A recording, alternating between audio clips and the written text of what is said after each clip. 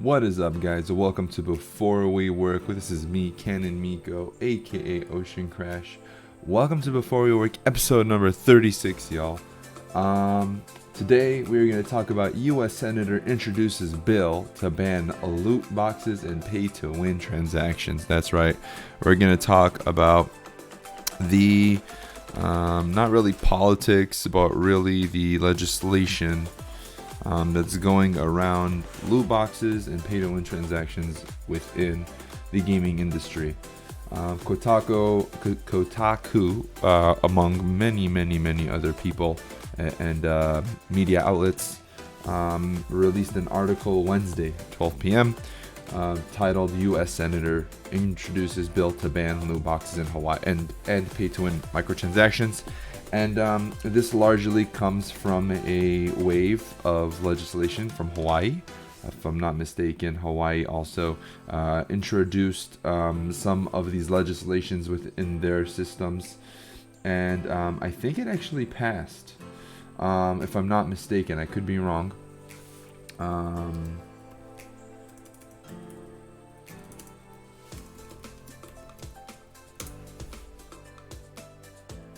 Yeah, so they introduced it, 4 bills, February 2018, that aim to regulate the sales of video games that contain loot boxes. 2 of the bills would ban selling such games that are under the age. So one thing also that people need to know before making any quick assumptions on these bills is that they are strictly targeted to individuals who are under the age of 18. Or how they label it in the bill, games that are marketed that way. So games that are basically any game that is labeled below M. I think M is 18.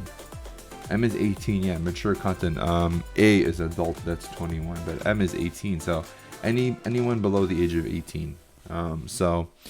That is what the bill is targeting, and it's actually making headwind right now.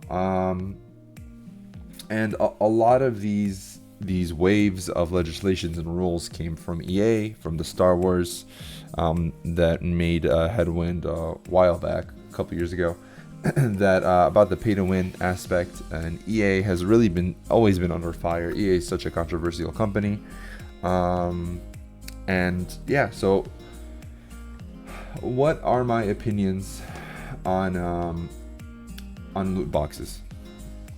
So I'm going to give some context before I begin on this bill. From as I mentioned, the article from Kotaku, it says Howley will introduce the bill, the Protecting Children from Abusive Games Act. So it even says it in the title, Protecting Children, to the U.S. Senate soon. The press materials announcing the bill, Howley's team brought up the Activision game Candy Crush as an egregious example of pay-to-win microtransactions, thanks to $150 Luscious bundle that comes with a whole bunch of goodies. This bill will also likely apply to a host of online games that feature loot boxes and other ways in which players can spend money for real benefits. Now, the discussion for topic within these pay-to-win and loot box categories is that how close is it to gambling? Obviously, there's an age limit on gambling, so not anyone can just gamble. And each states have it differently. It's anywhere from 18 to 21 years old. But that is the main question that comes into play. Is a loot box a form of gambling? Is pay-to-win mechanics a form of gambling? And the broader scope that we're talking about here is pay-to-win microtransactions. Does that mean bundles? Does that mean, equipment, that you can buy off of a game's cash shop? So a lot of this comes into play, where some of these I can understand the aspect behind the loot box. And to be honest with you, I never was a fan of loot boxes. Just they're too meh. And I don't. It is gambling. It's gambling to the finest, in my honest opinion, because you're coughing up money to get something you don't know. It could be good, it could be terrible. So it's literally gambling. Gambling is betting on something without knowing the odds, without knowing, well, you know the odds, but you don't have say in what happens. It's just like the outcome is not in your control. And that is the same thing with loot boxes. You don't You don't know what you're gonna get. You know what's available within the box, but you don't know what you're gonna get. You don't have will to choose what you're gonna get. Whereas other mechanics in the game, like if I buy this bundle, it comes with A, B, C, D. So I'm 100% behind the bundle, the loot box ban, if you will, or moderation, or whatever it is. I'm not against it. I'm not for it being taxed, because I feel like that's just another way the government will try to suck the money, unless it comes directly out of the gaming companies. But we all know that if it comes out of the gaming companies, that means more expensive loot boxes. So it's kind of there's no logical way to tax loot boxes, because if a loot box, for example, is $5 a box and they put a 10% tax on it, or 20% tax on it, that's $1. Then loot boxes, EA is just gonna make the loot box $6 now, to take that into consideration. So that's just an example of what I'm talking about with how taxes are not gonna work. So you have that in discussion. And I'm for the whole loot box ban, loot box, or whatever it is you want to do to the loot box. I really don't have a per se good solution to how to fix the loot box issue. But that's my opinion on that. I'm for it, and I do think it is a form of gambling. Now, the only thing I am not too keen on is the banning of pay-to-win microtransactions. Pay-to-win has a lot of hate, and that's fine. I do think it deserves its hate, because it's like a greedy mechanic. But there are a lot of people who love pay-to-win games. Not that there's anything wrong with that. I think the reason why pay-to-win gets such bad heat, such bad fame, is because there are people who love pay-to-win games, but they don't want to pay. They just want to play it, and they feel like they have a constant disadvantage over everyone else. So in that case, then that game just may not be for you, which is unfortunate. So I understand and I support the hate behind pay to win, but I don't necessarily think that they should be banned. I think they should be moderated. Now, that comes with huge responsibility and huge work. How does one company moderate pay-to-win transactions? So it's a little bit hard. You got to start a new council that monitors these games and that takes a look. And if they find they're going against them, it's just a bunch of exhausting things that you have to do, and a lot of things are going to have to put in place in order to monitor pay-to-win games. So. And transactions. So that's one thing that that I'm not for, and I just don't think that banning pay-to-win games or pay-to-win transactions will do much good. And I think what we'll see is a shortage of MMOs and games, as if we're already not seeing it. We already have a shortage of high-quality MMOs and games within the industry. It's hard to find something that's enjoyable for a lot of the gamers.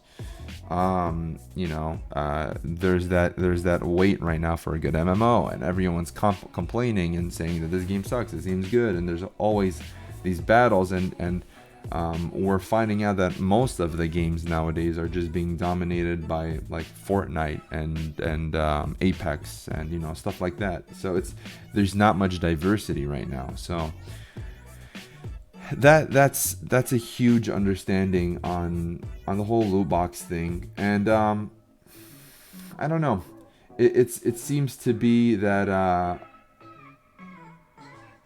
it's something that's spreading all across the country, and it should, as I mentioned, the whole gambling aspect.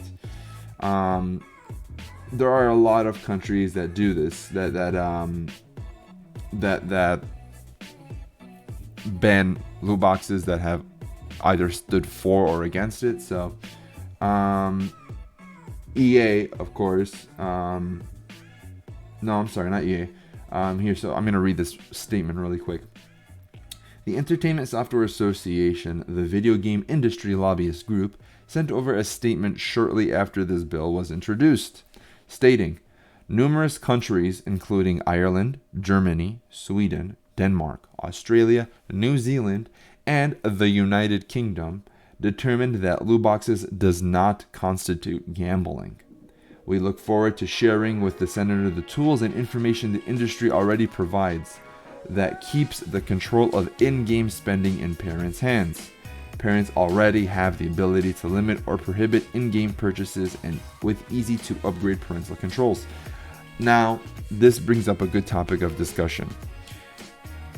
I do think that when you're taking into discussion, well, how do you stop kids from spending $300, $400, $500, $600 of their parents' money? Well, I do know for a fact that a lot of games do have very solid and substantial parental controls features within the game. But what's the problem? The parents don't care. They only care when it actually happens. It's bad parenting, in my opinion. It's bad overview. When a kid comes and takes your credit card and starts spending money on it, you're like, Johnny, what are you doing? Why'd you spend $700 on My Little Pony? You know, it's like, well, why are you waiting last minute? You know, like, why? How did you allow? That's your fault. You know, you did. That's your parenting. It's your parent. You can't blame a gaming company because your son spent $700. That's your fault. You didn't.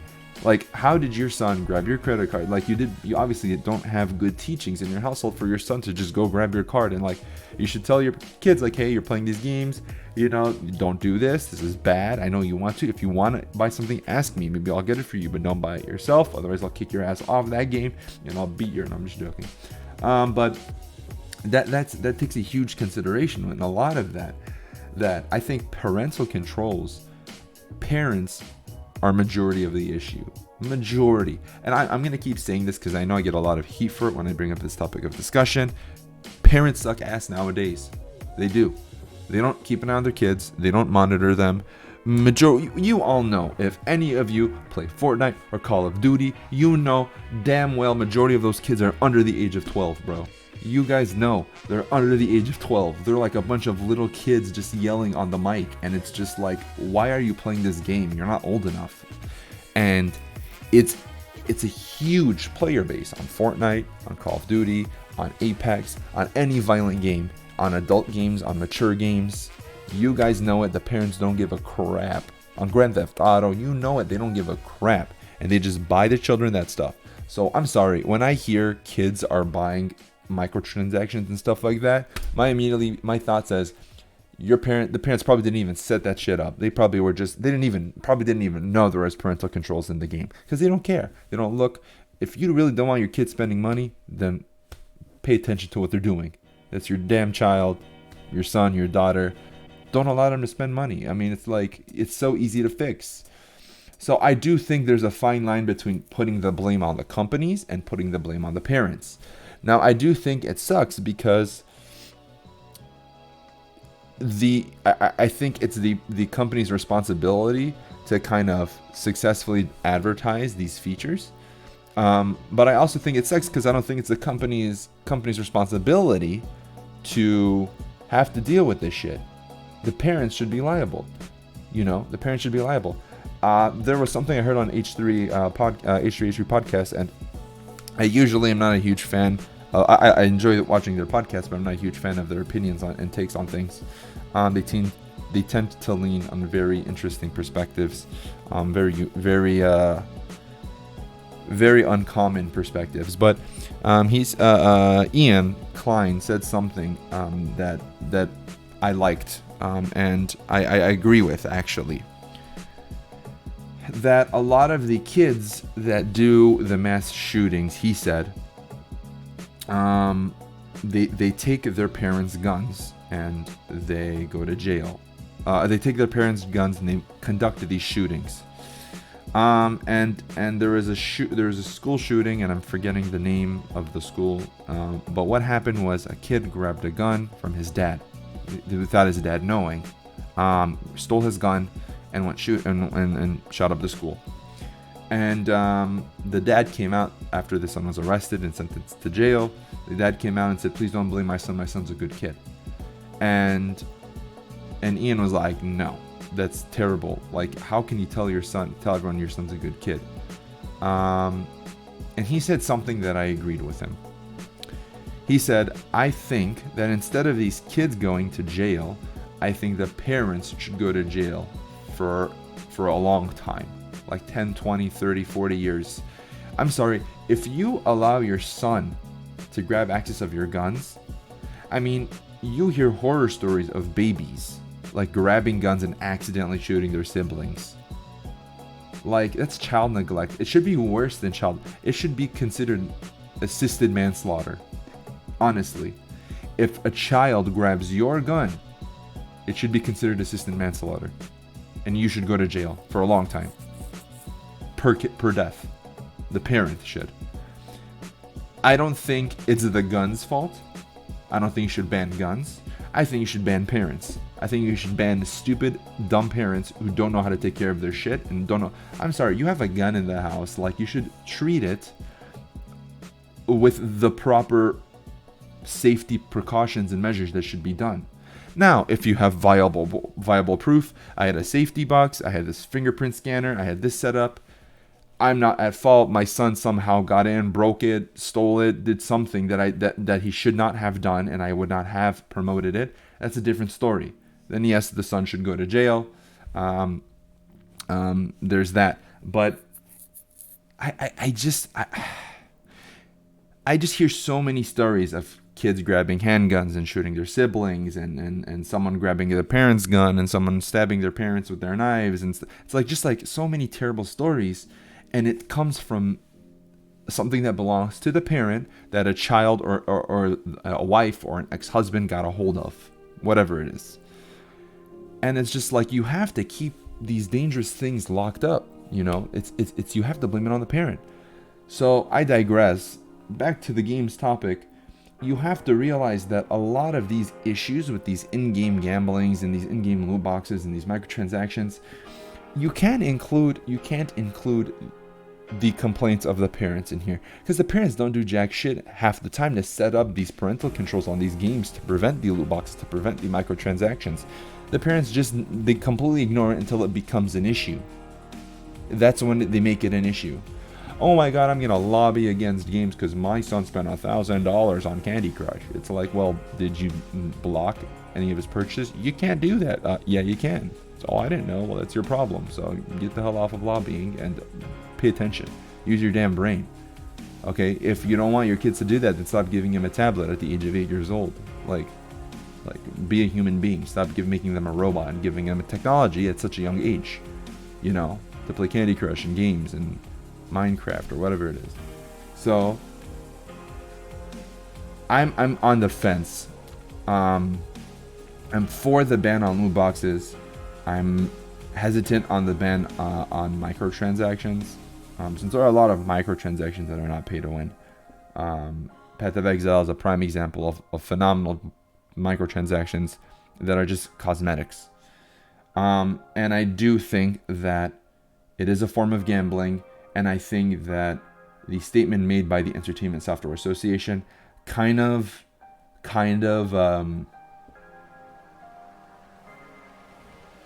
strawmanned away from the topic of discussion, which was blocking this stuff for people under the age of 18 as a form of gambling. Has nothing to do with parents. Gambling is gambling, and there's an age restriction on it for a reason.